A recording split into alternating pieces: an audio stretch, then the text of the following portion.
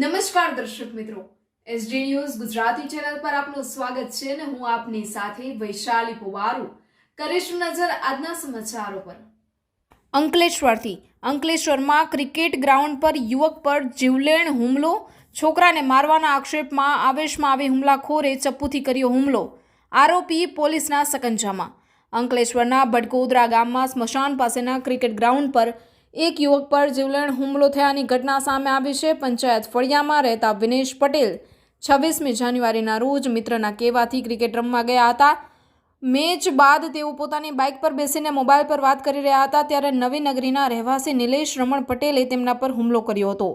આરોપી નિલેશે આવેશમાં આવીને મારા છોકરાને કોણે માર્યો એવું કહીને વિનેશ પટેલના પેટ અને છાતીના ભાગે ચપ્પુ વડે હુમલો કર્યો હતો।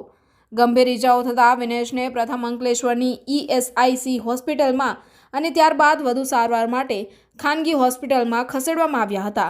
અંકલેશ્વર JDC પોલીસ મથકે આ મામલે ભારતીય ન્યાય સંહિતાની કલમ 118 હેઠળ ગુનો નોંધ્યો હતો। પોલીસે ત્વરિત કાર્યવાહી કરતા ગણતરીના દિવસોમાં જ આરોપી નિલેશ પટેલની ધરપકડ કરી લીધી હતી અને કાયદેસરની કાર્યવાહી શરૂ કરી છે।